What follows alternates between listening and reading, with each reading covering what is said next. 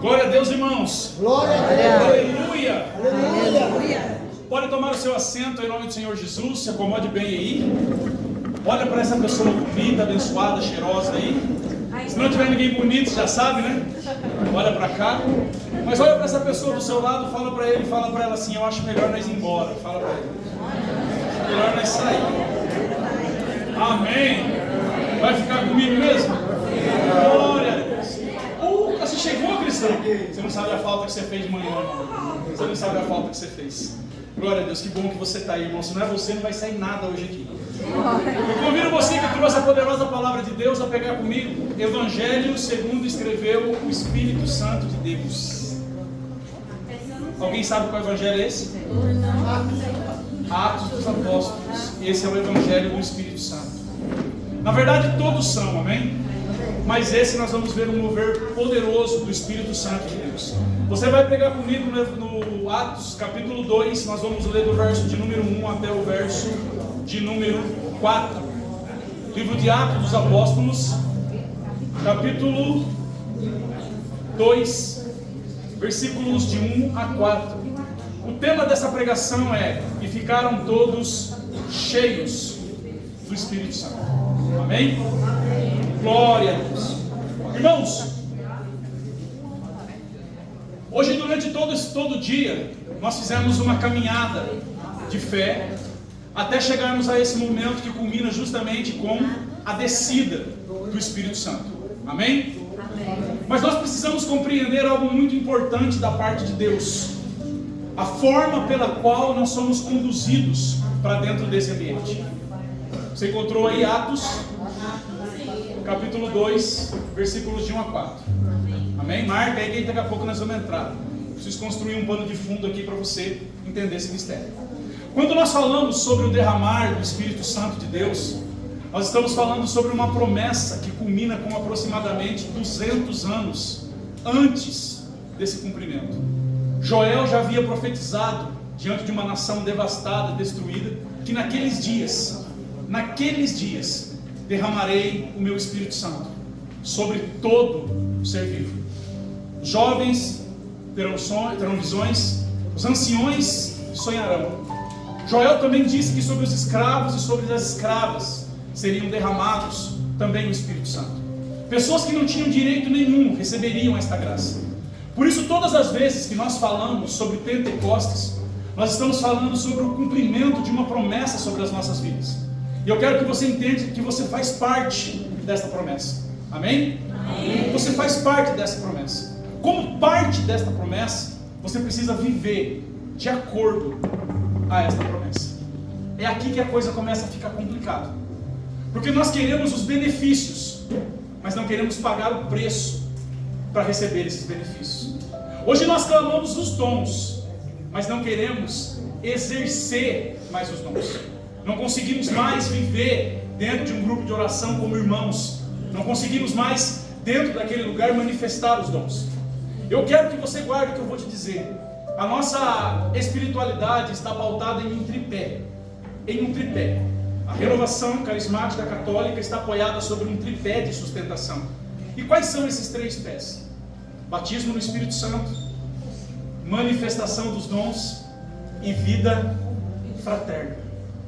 Desses 3, nós queremos muitas vezes manifestar os dons, queremos muitas vezes o batismo, mas não conseguimos ter vida fraterna. É por isso, irmão, que entrar dentro desse lugar é abrir mão de quem nós somos para viver aquilo que Cristo espera que a gente seja. Olha para essa pessoa do seu lado, fala para ele, fala para ela: falei para você que não era para nós ter vindo. Fala para ele: eu avisei você, não era para nós ter vindo. Amém? Vai ficar difícil, amém? Você encontrou o texto comigo? Glória a Deus? Glória a Deus. Vamos todos ficar de pé em sinal de reverência à palavra de Deus.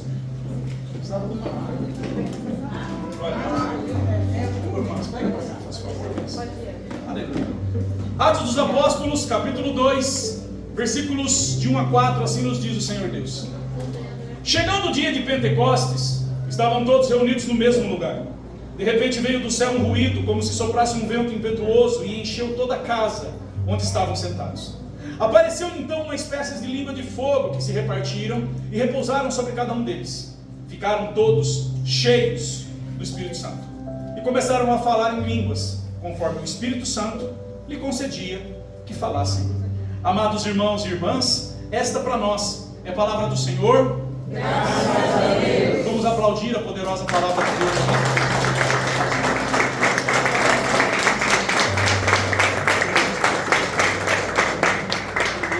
Pode tomar o seu assento. Obrigado, turma. Irmãos, dentro do texto que ora nós lemos, nós estamos falando sobre um ambiente. Amém? Amém. Amém? Amém. E que ambiente é esse? A sala do Cenáculo. Eu quero que você guarde o que eu vou te dizer, em nome de Jesus. A graça, a graça não é um lugar que você entra. A graça é uma pessoa que você acessa.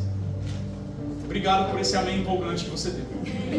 Agora não vale, já passou de novo. Eu vou repetir de novo. A graça não é um lugar que você entra. A graça é uma pessoa que você acessa. Amém. De que forma nós conseguimos acessar essa pessoa? Através de um vínculo perfeito de unidade chamado oração. Sem uma vida de oração, nós vamos ter informações sobre quem Ele é. Preste bem atenção. A informação te capacita a ter conhecimento sobre quem Deus é. Mas o conhecimento adquirido não te converte.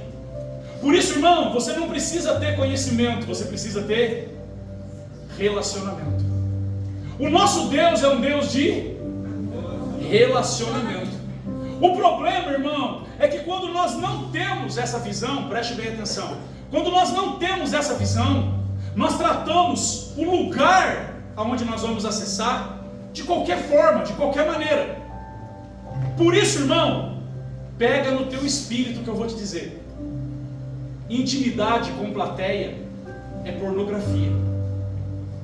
Achei que alguém ia gritar agora, misericórdia, está amarrado. Eu vou repetir de novo. Quando você não sabe o que é intimidade, o que é relacionamento, a gente entra num ambiente como esse e tenta mostrar para a pessoa que está do nosso lado que nós somos homens e mulheres de oração. Aqui dentro a gente consegue manifestar pela camisa que a gente veste, o terço que a gente carrega, a Bíblia que a gente traz no braço, o comportamento que a gente trata os irmãos. Mas relacionamento com plateia é pornografia. Amém. Você foi bem. Relacionamento é sempre no secreto. É na intimidade, quando ninguém está vendo. Quem é casado aqui? Levanta a mão em nome do Senhor Jesus. Levanta a mão bem alto, que os irmãos fez assim, acho que não sabe se é assim não. Quem é solteiro? Levanta a mão. Quem é solteiro, tampa os ouvidos agora aí. Amém? Quem é solteiro, tampa os ouvidos que eu vou falar agora. Você que é casado, quando vai ter relação com a sua esposa, você não chega com formalidade. Você não olha para ela e fala assim, a paz de Jesus, irmã. Nessa noite Deus vai te dar vitória. Amém? Você não fala isso. Amém? Você faz isso. Não, você não faz isso. O relacionamento ele começa de que forma? Num olhar, num toque, num cheiro. É por isso, irmão, que nós precisamos de homens e mulheres que parem no que estão fazendo, para em algum momento dar um cheiro da presença de Jesus dentro daquele lugar. Não é o lugar que nós acessamos, é a pessoa que nós nos conectamos. O cenáculo, ele se torna importante, irmão, na vida dos discípulos por um pequeno detalhe.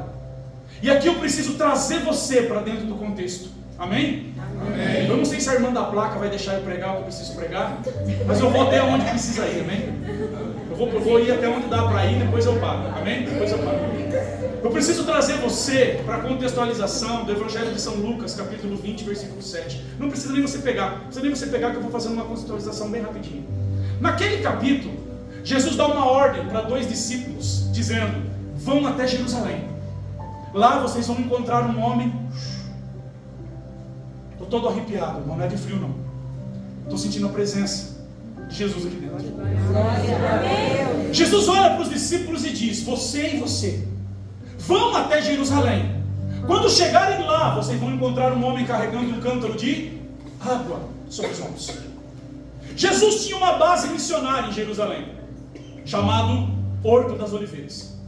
Você que já foi para Jerusalém tantas vezes quanto eu já fui, só em sonho, porque é muito caro, meu irmão, não dá para ir.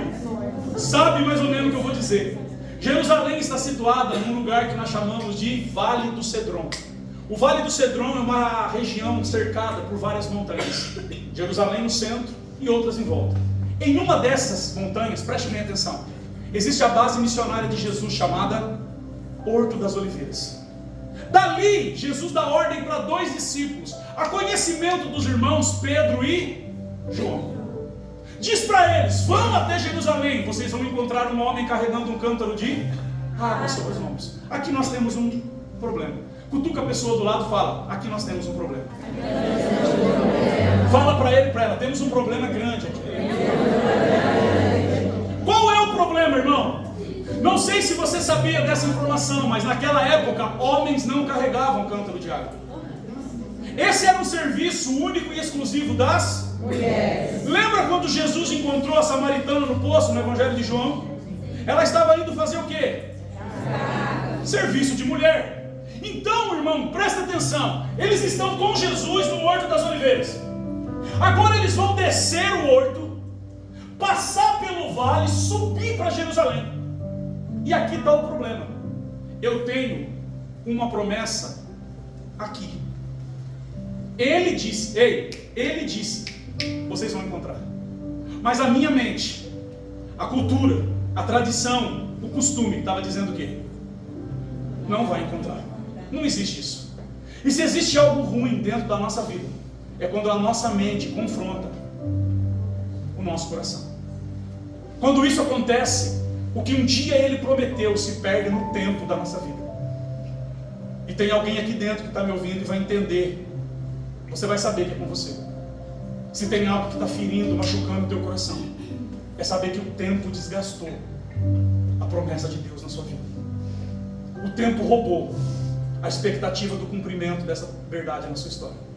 Tem alguém me ouvindo aqui que, se eu perguntar o que foi que Deus prometeu, você já nem lembra mais, porque o tempo fez com que tudo se desgastasse na sua história. Mas eu quero dizer algo importante: se Ele prometeu, aleluia, Ele é fiel para cumprir na sua vida. O milagre que você precisa, preste atenção, o milagre que você precisa, Deus não está preparando. O milagre que você precisa já está pronto. Você só não recebeu porque você ainda não está pronto para receber. É por isso, irmão, que as minhas emoções atropelam as promessas de Deus. Imagine essa descida. Imagine essa descida. Os dois, lado a lado, falando sobre o que ia acontecer. Irmão, impossível acontecer. Pasmem com o que eu vou dizer, se assustem com o que eu vou dizer. Quando chegaram em Jerusalém, encontraram um homem carregando um cântaro de água. Obrigado por esse amém que você deu. Amém. Irmão, vou contar um segredo para você, amém? Amém. Amém. Vai ficar entre nós aqui. Amém. Eu sei que a irmã está gravando, mas depois você edita, amém? Vai ficar entre nós aqui. Se vazar daqui, eu sei que foi você que falou. Uns dias desses, uns 8 anos mais ou menos, eu fui fazer uma pregação num grupo de oração e eu fiz essa brincadeira na pregação. Falei: obrigado por esse amém que você deu. Tinha uma irmã do meu lado direito, assim, no terceiro banco, assim. Ela levantou a mão no meio da pregação e falou: posso falar?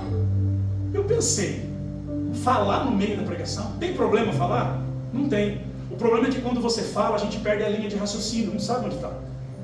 Mas eu olhei no olho dela e vi que o que ela tinha para dizer é importante. No meio do grupo de oração, lotado, irmão. Eu olhei para ela e falei: irmã, pode falar. Ela fez uma afronta para mim, irmão.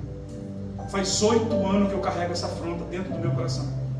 Ela olhou nos meus olhos, no meio de todo mundo, e falou assim: irmão, a gente está tão concentrado no que você está falando, que nós esquecemos de dar o amém. Olha que mentirosa, irmão.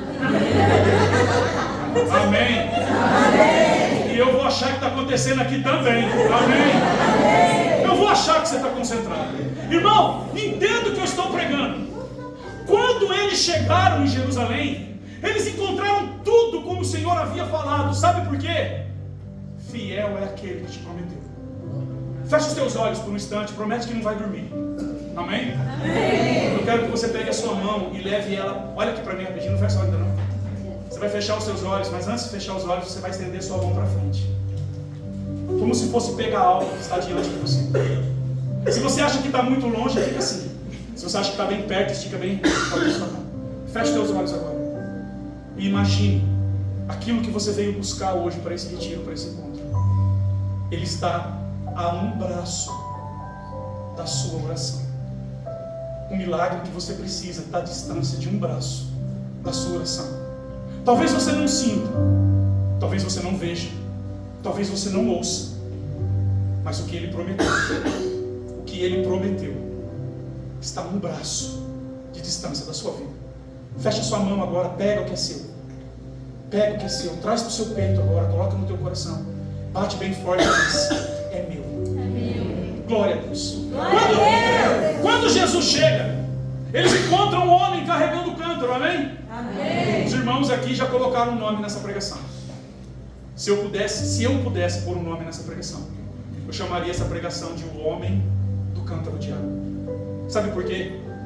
Esse homem do cântaro de água simboliza o Espírito Santo que traz água pura e cristalina para nos lavar de todos os nossos pecados. Eles chegaram para esse homem e disseram assim: ei, aonde está um lugar preparado para que o mestre celebre a Páscoa junto com a gente? O homem com o cântaro d'água conduziu eles para um lugar, uma sala pequena chamada cenáculo. A palavra cenáculo do grego, preste atenção, a palavra cenáculo do grego se escreve anageon. E anageon, na sua raiz primária, significa qualquer lugar acima do nível da terra. Nossa, irmão, esperava o amém, agora não veio. Está concentrado, né? Está concentrado. Eu vou repetir de novo. Eu sei que você vai dar o amém só porque eu pedi, mas você não vai entender, mas eu vou falar assim mesmo. A palavra anageon significa qualquer lugar acima do nível da terra. Sabe por quê? Porque todas as vezes que você encontra o homem carregando o Espírito, o homem do Espírito carregando o cântaro de água, ele sempre vai tirar você de qualquer lugar da terra e vai te levar para qualquer lugar acima. Deus está mandando dizer para alguém aqui: suas batalhas não serão vencidas pela força do teu braço. Suas batalhas não serão vencidas pelo dinheiro que tem, pela casa que tem, pelo carro que tem. Tuas batalhas serão vencidas pela força do teu joelho dobrado dentro do teu quarto. Nesse lugar, quando os braços estão levantados, mas a lágrima descendo, o Espírito vem, aleluia, consola você, te tira do nível da terra e te leva para a presença do Pai. A partir de hoje, nós não vamos lutar mais de uma outra maneira que não seja pela força dos nossos joelhos dobrados dentro do nosso quarto. Deus está levantando um exército em São José dos Campos de homens que vão lutar pela força dos joelhos. Aleluia! Glória a Deus! Dentro da sala do cenáculo, a palavra diz que os homens vêm. Tudo estava pronto, mobiliado, do jeito que Jesus havia falado. O que era dúvida aqui, dúvida aqui, se torna agora incerteza de fé absoluta. Eles vão descem em Jerusalém, sobem o vale até o Horto das Oliveiras. Eu imagino agora, irmão, um caminho de tristeza para quem foi, um caminho de vitória para quem volta. Irmão, você não pegou. Jesus está mandando dizer: muitos aqui vieram debaixo de um caminho de derrota, mas vão voltar para casa na certeza da vitória na sua vida.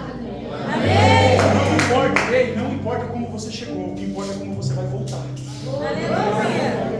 O que era tristeza na ida se tornou certeza de fé na volta. Chegaram para Jesus e disseram: mestre, tudo do jeito que o Senhor.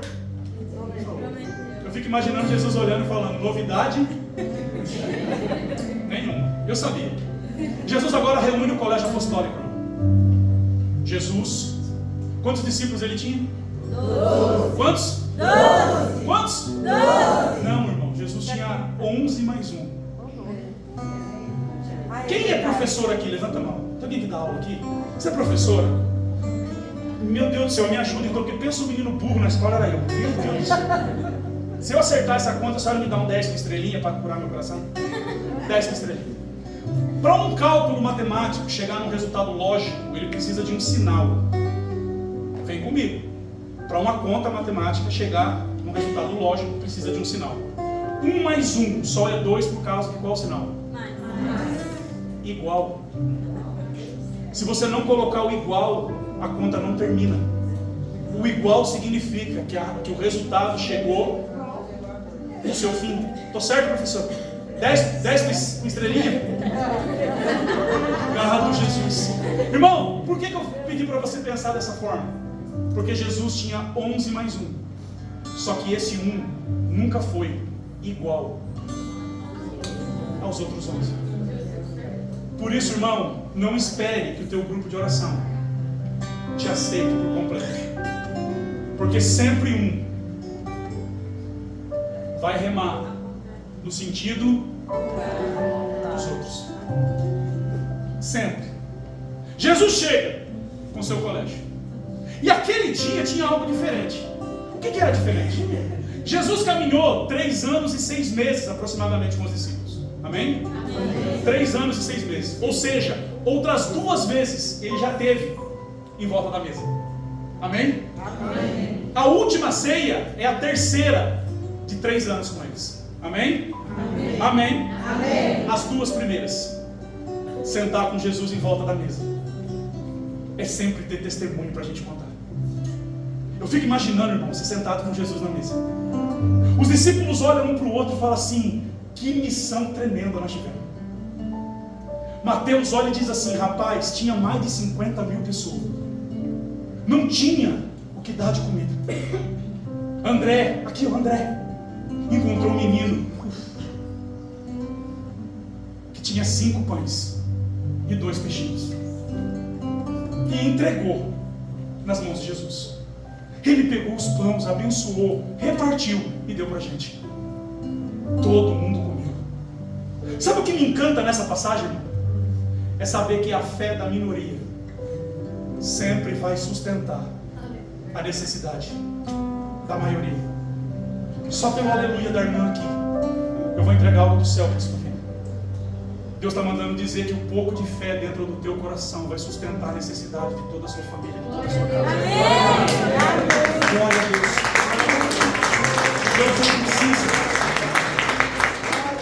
Deus não precisa de uma fé extraordinária. Deus precisa de alguém que tenha 5 pães e 2 peixes na mão de Jesus alimentando toda a nossa casa. Obrigado por isso, eu creio. Irmão, na mesa, testemunho para contar. Mas naquele dia tinha algo diferente. Todo mundo se entrou. Jesus ficou parado. Amém? Só olhando a turma entrando. Depois que todo mundo se assentou, é que ele vai agir. E olha que estranho, irmão. Eu fico imaginando os discípulos olhando e falando: eu vou ficar aqui perto da mesa porque aqui estou perto do pão. O outro falou: não, eu vou ficar aqui porque a hora que o pessoal vier servir, não serve eu primeiro. O outro falou: não, eu vou ficar aqui porque eu estou perto do vinho. O outro falou: eu vou sentar aqui porque Jesus. Consegue imaginar essa cena, sim ou não? Sim ou não? O que entristece o meu coração é que quando falta consciência da presença de Jesus na mesa, a gente passa uma vida brigando por lugares em volta da mesa. A falta da compreensão da presença dele na mesa me faz brigar por cadeira em volta da mesa. O grupo é meu, quem manda sou eu. O ministério é meu, quem manda sou eu. Quando falta consciência da presença, sobra briga por cadeira em volta da mesa. Jesus está só observando. Depois que todo mundo se assentou, ele falou: vou mostrar para eles quem eu sou de verdade. Tirou a roupa, pegou bacia e toalha, porque se você está ligado desde o começo da pregação, o Espírito Santo já tinha deixado o cântaro de água lá dentro. Pegou o mistério não? Pegou o mistério não? Jesus pega bacia e toalha, porque o cântaro, o Espírito já tinha. Deus está mandando dizer para alguém: o milagre que te falta, o Espírito já está antecipando na sua vida. O milagre que está faltando na sua casa, na sua vida, Espírito já está antecipando. Jesus pega a bacia, cântaro e toalha e vai lavar os pés dos discípulos. Amém? Amém. Irmão, por Deus que está no céu, eu queria que a minha esposa estivesse aqui agora, só para confirmar o que eu vou te dizer. Fazem 25 anos que eu entreguei toda a minha vida para o Senhor. Fazem 23 que eu prego a palavra. Conheço vários estados da nossa federação, vou viajar para outros estados. Não consigo falar para você quantos grupos eu preguei, quantos retiros eu preguei. E eu não estou falando isso para me engrandecer na sua frente, não. Não. Eu estou dizendo isso para testar o que eu vou dizer. Se a minha esposa estivesse aqui, ela ia afirmar. Fazem 25 anos, irmão, que eu oro todos os dias da minha vida para que Deus não me tire dessa terra enquanto eu não ver essa geração se levantar. Uma geração que vai deixar microfone, ambão e Bíblia para trás. Uma geração que vai deixar instrumento, microfone e partitura para trás. Uma geração que vai deixar terço, oração e orações selecionadas para trás. Mas vai se cingir com cântaro, bacia e toalha. Sabe por que essa geração não se levantou ainda? Porque para lavar o pé de alguém você vai precisar sujar. E ninguém mais está disposto a sujar a mão para lavar o pé de alguém. Quando nós sabemos o pecado de alguém, a coisa mais fácil a fazer é condenar, apontar, tirar. Não estou dizendo, irmão, que a gente precisa cobrir os pecados de ninguém. Não é isso não, esconder, não é isso não. O que eu estou dizendo é que quando você conhece o pecado de alguém, você lava o pé dela e fala, volta para a mesa. Aqui na mesa, Ele vai te curar. Na mesa, Ele vai te purificar. A nossa geração não consegue viver isso mais. Sabe por quê? Temos um sermão bonito. Temos um sermão bonito, mas não conseguimos sermão na vida de quem está do nosso lado. Olha para essa pessoa que está do teu lado, com essa cara querendo dormir, e fala para ele, põe o chulé para fora, vou lavar agora, e fala para ele. Fala para ele, põe esse joanete para fora, vou espremer agora esse joanete. Fala para ele. Fala para ele assim, ó, vou passar o dedo na sua frieira, assim, ó, vou passar o dedo na sua frieira, assim. A nossa geração precisa voltar para cântaro, bacia e toalha. Naquele dia, depois disso, ele toma a posição na mesa. Vou chegar em Pentecostes, amém? Amém? Amém. Nossa, meu tempo já deu, vou parar aqui.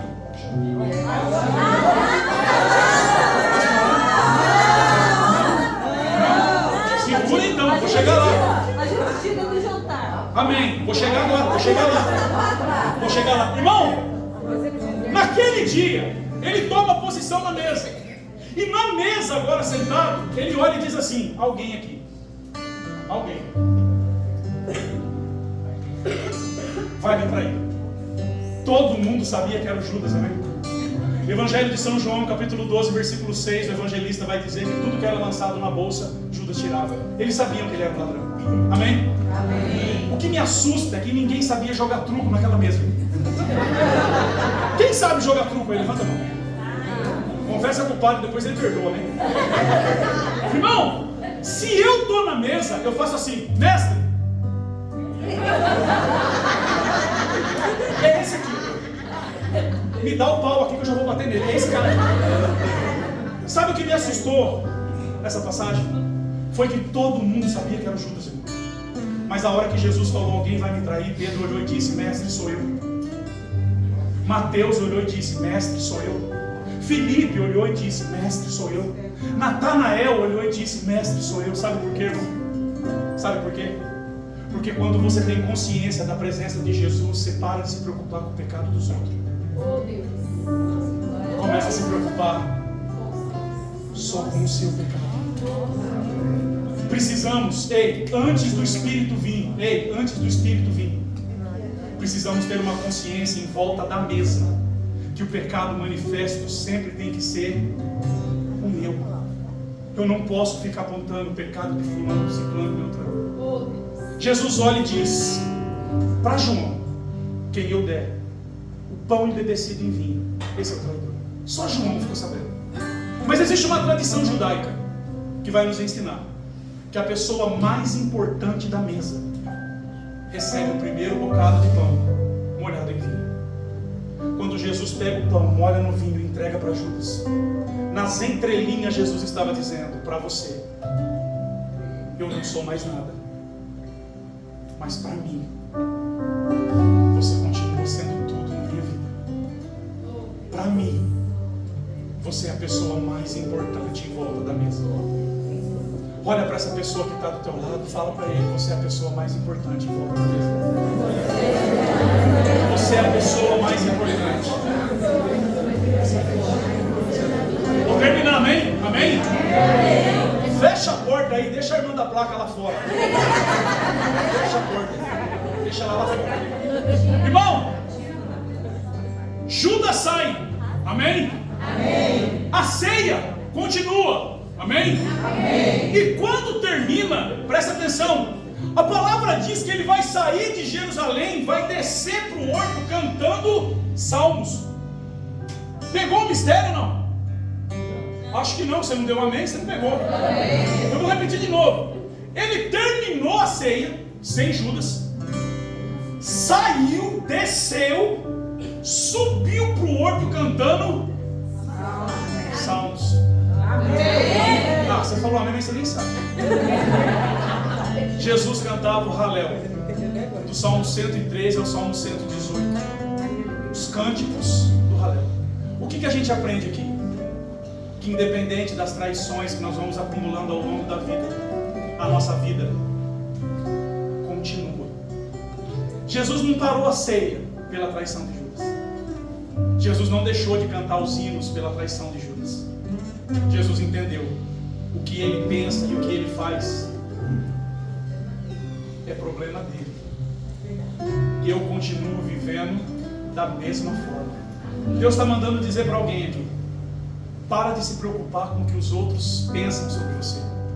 O que os outros pensam sobre você. Glória a Deus. Se preocupe com aquilo que Deus sabe. Aleluia. Sobre a sua vida. Jesus chega, gritaria, desespero. Dos 11 que sobraram, 8 se perdeu. Jesus olha para trás e tem 3. Ele olha para os 3 e fala: permanece comigo em oração. Vou rezar um pouquinho. Quando ele volta, nem oração eles aguentaram. Judas agora vem, traz a multidão, gritaria, desespero. Os discípulos fogem.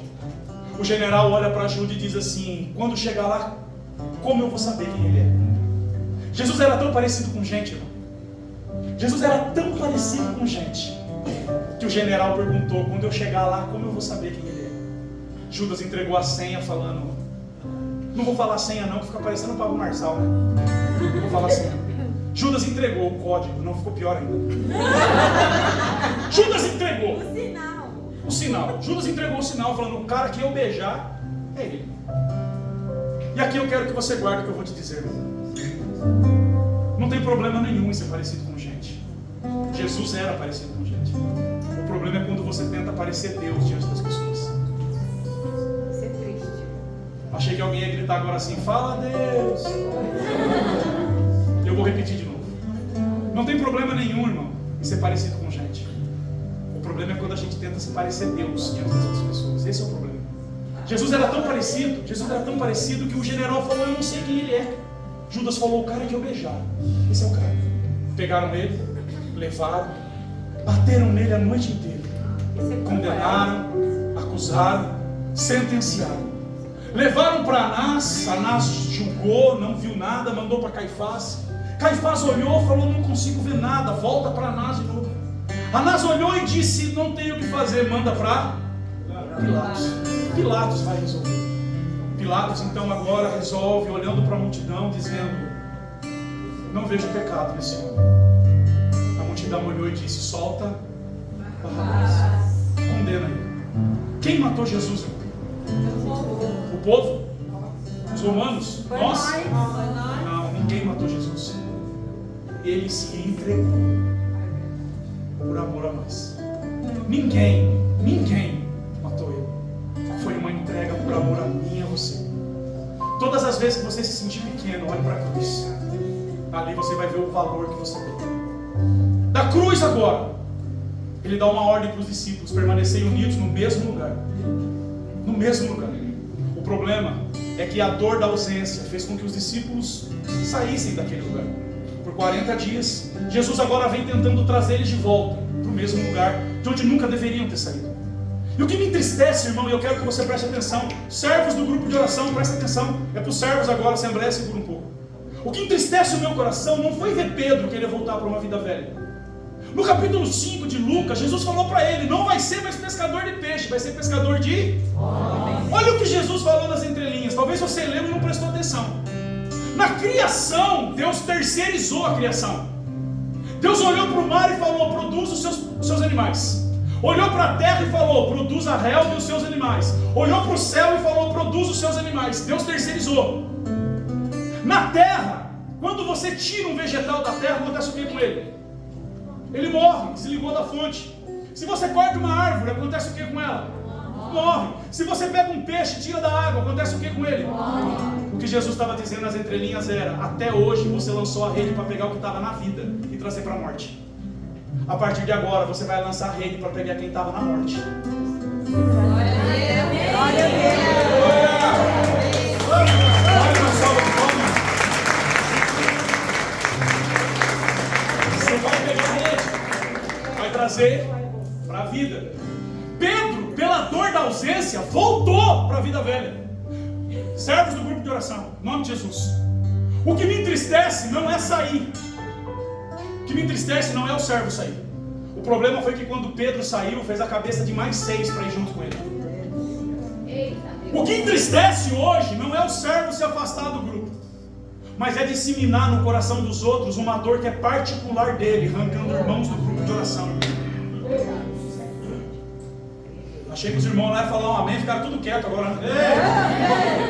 Irmão, o que entristece hoje não são pessoas se afastando, são pessoas pegando pequenas coisas dentro do grupo, do movimento, disseminando no coração dos outros e levando para fora.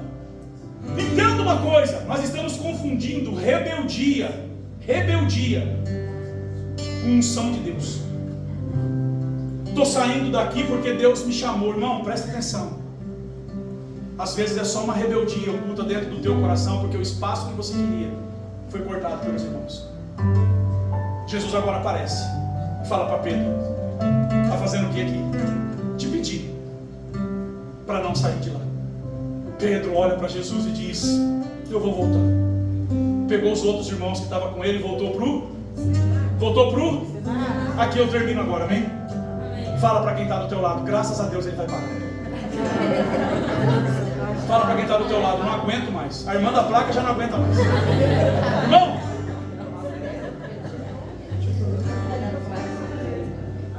quando eles chegam no cenáculo, preste bem atenção. Quando eles chegam no cenáculo, a palavra vai dizer que por 40 dias o cenáculo esteve fechado. E voltar para o cenáculo, preste atenção, voltar para o cenáculo não é viver manifestação do Espírito. Quando a porta se abre,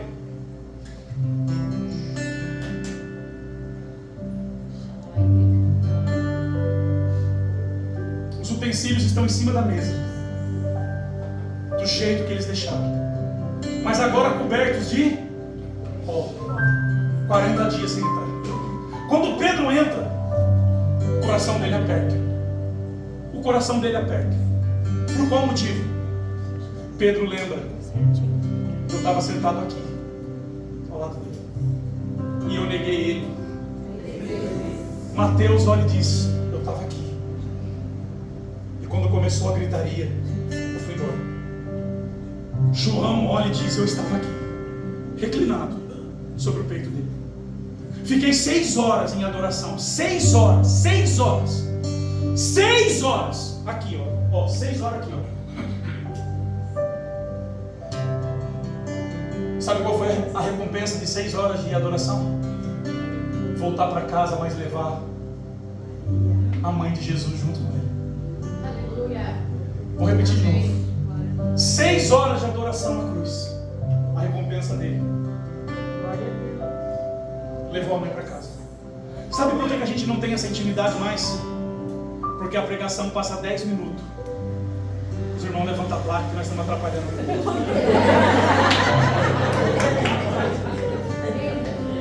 precisava falar, não precisava falar.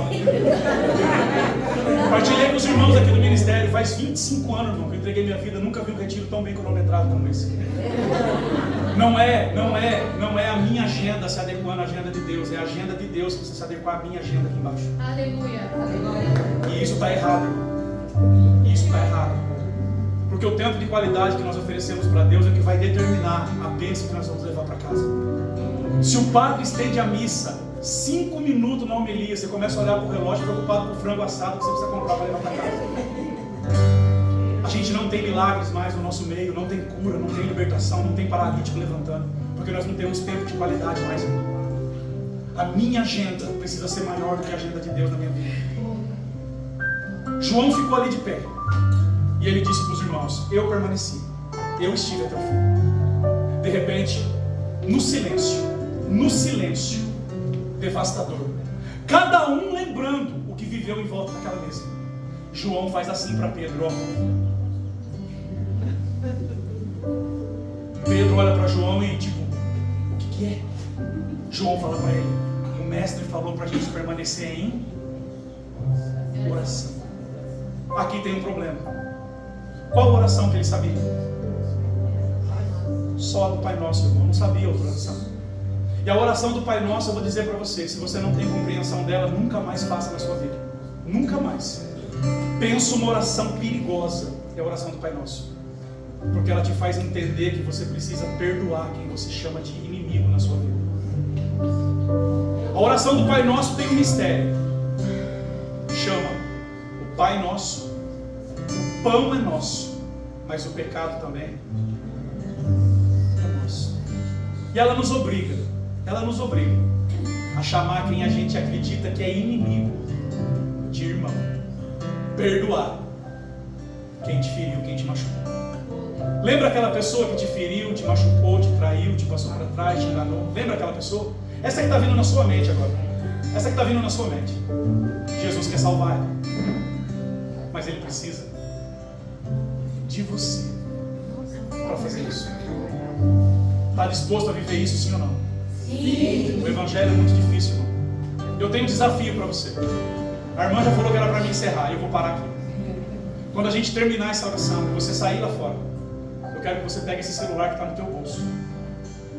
Se tem fé dentro de você, fé, manda mensagem para aquela pessoa que te feriu, te machucou, te traiu, e fala para ela: me perdoa. Só isso, não precisa falar mais nada. Mas se tiver fé, você vai ligar para essa pessoa e vai dizer: estava no grupo agora, na igreja, Jesus falou coisas lindas de você, me perdoa. Perdão não é conviver. Perdão não é conviver. Perdão não é trazer para perto quem te feriu, te machucou, te traiu. Perdão é se livrar do peso que você carrega da vida de alguém que talvez nem lembre mais de você. Liberar o perdão é abrir mão de um fardo que você carrega, que nem é seu mais. Jesus precisa curar o teu coração, mas para isso também precisa curar o coração desse outro alguém.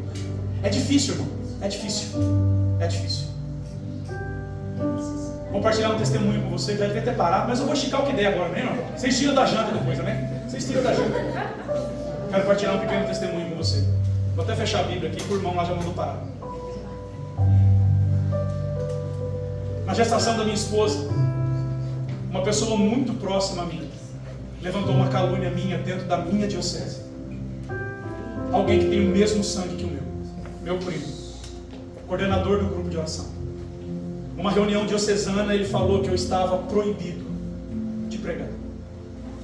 A diocese, sem me consultar, abraçou aquela ideia e espalhou por toda a diocese. Eu não sabia. 2 dias depois dessa reunião, meu telefone começou a tocar. E quando você não dá nome para o que está acontecendo, cada um imagina o que vier na cabeça. Ligaram em casa dizendo: chegou pra gente aqui que o Leandro está proibido, ele está desviando dinheiro. Chegou pra gente aqui que o Leandro está proibido, ele está fundando uma outra igreja. Chegou pra gente aqui que o Leandro está proibido, ele está com outra mulher. Só na minha região, irmão, eu já tive mais de 7 mulheres da boca desses irmãos. E num desses dias, quando o telefone tocou, minha esposa atendeu numa gestação de 5 meses. E falaram para ela: o Leandro está proibido, porque ele tem um caso extraconjugal. A pressão da minha esposa subiu tanto que equiparou. Ela teve eclâmpsia. Faltou oxigenação do nosso filho. E o Arthur morreu. Foram 8 dias de UTI, irmão, para tirar aquela criança de dentro dela. Quase perdi minha esposa. Perdi meu filho. Por esse movimento. Que eu amo tanto, irmão. Perguntaram para mim: você não precisa do movimento. Você pode caminhar por conta própria. Você não precisa deles. Eu olhei para eles e falei: eu não preciso deles, mas eu preciso da igreja, eu tenho que continuar. Fiquei 1 ano e meio, irmão, sentado no banco, sofrendo humilhação, crítica, até que o coordenador assumiu a bronca, bateu no peito e falou: não, você vai voltar. Conheço a sua índole. O mais difícil foi permanecer dentro desse grupo de oração, debaixo da autoridade de alguém que matou meu filho. Reuniões familiares eram difíceis, mas eu entendi, irmão, que perdão não é esquecer.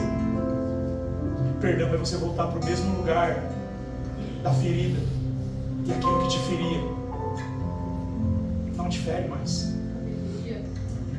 Eu sei que talvez você esteja ferido por lugares que você passou, pessoas que te traíram, te abandonaram, pessoas que juraram amor eterno, entraram na sua vida, bagunçou todos os seus sentimentos, foi embora, saíram falando coisas que não deveriam falar. Pessoas que na intenção de ajudar lançaram palavras que te machucou, te feriu. Mas eu quero te dizer, você não tem o direito, irmão, de carregar a vida de alguém que talvez nem lembre mais o mal que te fez. Por isso, liberar o perdão é abrir mão de um sofrimento que você carrega que nem é seu. Nem é seu. Voltar para o cenáculo, presta atenção, era mexer em feridas que estavam guardadas por 40 dias. Pedro olha para João, João dá o sinal e fala: vamos orar. Obrigado, irmão. Tinha que era o papel para parar, ó. A irmã mandou o papel por aqui agora. Miserável, mandou o papel. Eu vou até abrir para ver se não virou uma choradeira, só na frente eu dar uma quebrada que virou uma choradeira. Irmão, voltar para o cenáculo, presta atenção, não é batismo no Espírito Santo. É curar feridas que estão aqui dentro, que precisam ser fechadas. A palavra diz, irmão, que ele chegou lá no 40º dia, mas o Espírito só veio 10 dias depois. Por que não veio na hora? Porque um coração ferido, machucado, não recebe a graça de Deus, irmão. Deus precisou espremer eles lá dentro por 10 dias, irmão. 10 dias, Deus espremendo eles para tirar tudo que estava lá dentro. De mão dada, de mão dada. Todo mundo deu a mão. Quando Pedro olhou para o céu para começar a orar, a Bíblia não relata o que eu vou dizer, irmão. A Bíblia não fala o que eu vou dizer, mas eu acredito que aconteceu assim. Antes de orar, Pedro, de mão dada com os irmãos, deixou uma lágrima descer. Por quê? Porque em volta da mesa tinha um lugar vazio. E um grupo de oração saudável não é aquele que manifesta dons do Espírito. Um grupo de oração saudável é aquele que chora por lugares vazios em volta da mesa.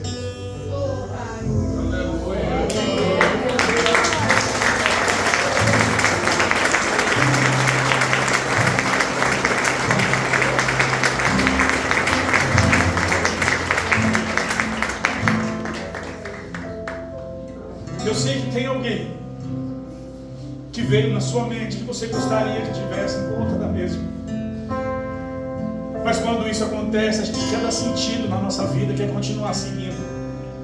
Vamos continuar fazendo. Um grupo de oração saudável é aquele que ora. Os irmãos estão entendendo o que eu estou pregando, né? Os irmãos estão entendendo. Tem alguém que precisava estar aqui hoje. Nosso irmão Vanderlei. E olhar para essa realidade, irmão, é ver lugar vazio em volta da mesa. Precisamos não de um grupo de oração que clame pelo Espírito Santo, que opere milagres, que deixe sinais. Precisamos de um grupo de oração saudável que olhe por lugares vazios em volta da mesa. Chore pelos irmãos daquele lugar. Depois de chorar, clama por 10 dias, vazios das emoções. vazios de toda culpa, toda falta de perdão, Jesus olha lá de cima e diz: está na hora de enviar o Espírito Santo. Sabe por que o Espírito Santo veio? Porque os homens estavam vazios das suas próprias emoções.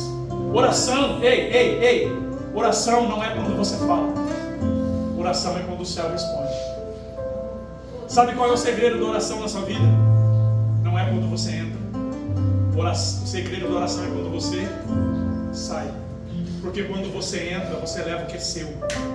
Mas quando você sai, você traz o que é de Deus para a sua vida. Eu convido você a ficar de pé comigo em nome do Senhor Jesus. Vamos aplaudir o Senhor para não deixar o irmão embora.